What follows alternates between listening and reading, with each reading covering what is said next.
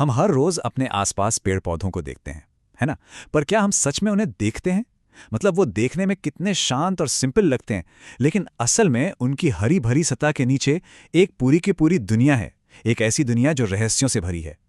पौधे सिर्फ सुंदर दिखने के लिए नहीं है, वो तो एक तरह के पावरफुल बायोलॉजिकल इंजन है जो हमारे पूरे प्लैनेट को चलाते हैं। तो आज हम इसी इंजन के अंदर झांकने वाले हैं, ये देखने के लिए कि आखिर ये काम कैसे करता है। कभी ये सोचा है कि एक छोटे से बीज को उसे कैसे पता चलता है कि अब उगने का सही टाइम आ गया है? या फिर एक पत्ता वो सूरज की धूप जैसी मामूली सी चीज को खाने में कैसे बदल देता है? सुनने में तो ये किसी जादू की तरह लगता है ना?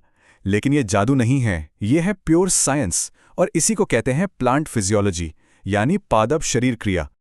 तो चलिए आज इस सफर पर निकलते हैं और एक पौधे के अंदर की दुनिया को एक्सप्लोर करते हैं।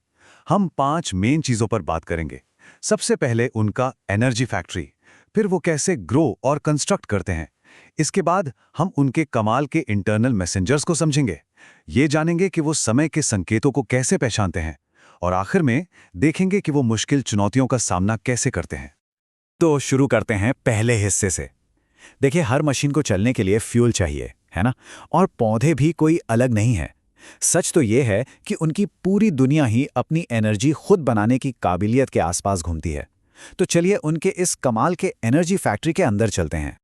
इस पूरी प्रक्रिया का नाम है फोटोसिंथेसिस, और ये ना 2 स्टेप्स में होती है। पहले लाइट रिएक्शन में पौधे एक सोलर पैनल की तरह काम करते हैं। वो क्लोरोफिल की मदद से सूरज की रोशनी को पकड़ते हैं और उसे छोटे छोटे रिचार्जेबल बैटरी पैक्स में स्टोर कर लेते हैं। फिर आता है दूसरा स्टेप, जिसे केल्विन साइकिल कहते हैं।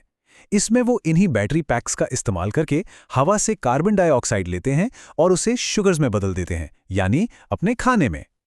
पर जैसा किसी भी फैक्ट्री में होता है, प्रोडक्शन कभी धीमा तो कभी तेज हो सकता है। एक पौधा कितनी तेजी से खाना बनाएगा ये कई बातों पर डिपेंड करता है। कितनी धूप मिल रही है, टेम्परेचर कैसा है, हवा में कार्बन डाइऑक्साइड कितना है, और हाँ, पानी तो सबसे जरूरी है ही। मतलब इन सब चीजों का एक परफेक्ट बैलेंस होना बहुत जरूरी है। ठीक है, तो खाना तो बन गया, पर अब उसे इस्तेमाल भी तो करना है। इसी को कहते हैं रेस्पिरेशन। जब ऑक्सीजन मौजूद हो, यानी एरोबिक रेस्पिरेशन, तो वो उस शुगर से बहुत सारी एनर्जी निकाल सकते हैं। पर अगर ऑक्सीजन नहीं है तो उन्हें एनारोबिक रेस्पिरेशन पर स्विच करना पड़ता है, जो बहुत ही कम एफिशिएंट है। समझिए, ये एक हाई परफॉर्मेंस इंजन और एक खटारा इंजन के बीच का फर्क है। और यहां कहानी और भी दिलचस्प हो जाती है, क्योंकि सारे पौधे एक ही तरीके से काम नहीं करते। जो C3 पौधे हैं, जैसे गेहूं और चावल, वो सबसे आम है। लेकिन जो C4 पौधे हैं, जैसे मक्का और गन्ना, वो गर्म मौसम के लिए बने हैं। उनका एक खास इंटरनल स्ट्रक्चर होता है जो उन्हें ज्यादा एफिशिएंट बनाता है। और फिर आते हैं कैम पौधे, जैसे कि कैक्टस। ये तो असली सर्वाइवर हैं। ये रात में ही कार्बन डाइऑक्साइड जमा कर लेते हैं ताकि दिन की तेज गर्मी में पानी बचा सकें। तो जब फैक्ट्री में पावर आ गई है, तो अब उसे बड़ा करने का टाइम है। हमारा अगला सेक्शन इसी बारे में है कि पौधे अपनी मेहनत से बनाई एनर्जी और रॉ मटेरियल का इस्तेमाल करके खुद को बनाते कैसे हैं। ये सब होता है मेटाबॉलिज्म के जरिए। सोचिए, जो शुगर उन्होंने खाने के तौर पर बनाई थी, उसे वो बाद में इस्तेमाल के लिए स्टार्च के रूप में स्टोर कर सकते हैं, या फिर उसे सेल्यूलोज में बदल सकते हैं, जो मजबूत दीवारें बनाने के लिए ईंटों की तरह काम करता है। फिर वो मिट्टी से नाइट्रोजन लेकर प्रोटीन बनाते हैं, यानी वो मशीनरी जो सारे काम करती है। और बीजों के अंदर वो एनर्जी को फैट के रूप में पैक करते हैं, जो एक तरह का हाई एनर्जी लंच बॉक्स है। और यहाँ एक बहुत जरूरी फर्क समझना होगा, ग्रोथ और डेवलपमेंट के बीच। ग्रोथ का मतलब है सिर्फ बड़ा होना, जिसे आप नाप सकते हैं, लेकिन डेवलपमेंट उस पूरे सफर का नाम है। एक बीज से छोटा पौधा, फिर एक पूरा पेड़ बनना जिसमें फूल और फल लगें। ये सिर्फ साइज की बात नहीं है, ये ट्रांसफॉर्मेशन की बात है। अच्छा, तो एक पौधे के इतने सारे अलग अलग हिस्से एक साथ मिलकर काम कैसे करते हैं? वो कोऑर्डिनेट कैसे करते हैं? इसका जवाब है उनके अपने इंटरनल मैसेंजर्स में, यानी प्लांट हार्मोन्स। इन्हें आप पौधे का कंट्रोल सिस्टम समझ सकते हैं। ये केमिकल मैसेंजर्स पौधे की जिंदगी की हर चीज को कंट्रोल करते हैं। जैसे ऑक्सिन जड़ों को बताता है कि नीचे की तरफ बढ़ो, जिब्रेलिन तने को लंबा होने का ऑर्डर देता है, साइटोकाइनिन सेल डिवीजन को बढ़ाता है जिससे पौधा बड़ा होता है, एब्सिसिक एसिड एक ब्रेक की तरह है जो बीजों को सोने देता है, और एथिलीन जो असल में एक गैस है वो फलों को पकने का सिग्नल देती है।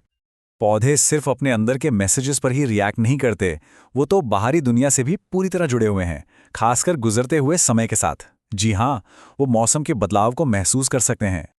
फोटोपीरियोडिज्म इसका एक बेहतरीन उदाहरण है। इसका मतलब है पौधे की वो काबिलियत जिससे वो दिन और रात की लंबाई को महसूस कर सकता है। कुछ पौधे, जैसे चावल, शॉर्ट डे प्लांट है, उन्हें खिलने के लिए छोटे दिन चाहिए। कुछ, जैसे गेहूं, लॉन्ग डे प्लांट है। और फिर सूरजमुखी जैसे पौधे भी हैं जो डे न्यूट्रल हैं। उन्हें दिन कितना लंबा है इससे कोई फर्क नहीं पड़ता। और फिर एक और कमाल की चीज है वर्नलाइजेशन। कुछ पौधों को फूल खिलाने से पहले ठंड का एक दौर चाहिए ही होता है। सर्दियों के गेहूं को ही ले लीजिए। ठंड का ये मौसम एक स्विच की तरह काम करता है जो उसे वसंत में खिलने के लिए तैयार करता है। ये कुछ ऐसा है जैसे पौधे के पास सर्दियों की याददाश्त हो। जाहिर है, एक पौधे की जिंदगी हमेशा आसान नहीं होती। उन्हें लगातार चुनौतियों का सामना करना पड़ता है। तो चलिए अब देखते हैं कि वो जिंदा रहने और फलने फूलने के लिए कौन सी चालाक स्ट्रैटेजीज अपनाते हैं। डोमेंसी यानी सुप्तावस्था एक शानदार सर्वाइवल स्ट्रैटेजी है। ये वो स्टेज है जब एक बीज नहीं उगता, भले ही बाहर सब कुछ ठीक क्यों ना लग रहा हो।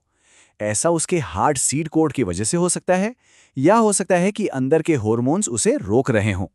ये एक तरह का धैर्य का खेल है, सही मौके का इंतजार। पौधे हर तरह के स्ट्रेस का भी सामना करते हैं। जब सूखा पड़ता है तो वो पानी बचाने के लिए अपने पोर्स बंद कर लेते हैं, भले ही इसका मतलब कम खाना बनाना हो। मिट्टी में ज्यादा नमक जहरीला हो सकता है, और जाहिर है बहुत कम या बहुत ज्यादा पानी पौधे को मुरझा सकता है और उसके सेल्स को डैमेज कर सकता है। तो जैसा कि हमने देखा, पौधे कोई साधारण जीव नहीं है। वो बहुत ही कॉम्प्लेक्स और सफिस्टिकेटेड हैं।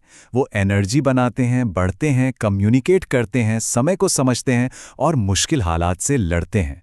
और ये सब हमें एक बहुत बड़े सवाल पर लाकर खड़ा कर देता है।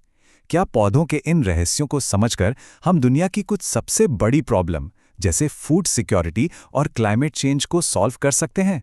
क्या पौधों की इस छिपी हुई दुनिया में ही एक बेहतर भविष्य की चाबी है? ये सोचने वाली बहुत जरूर है।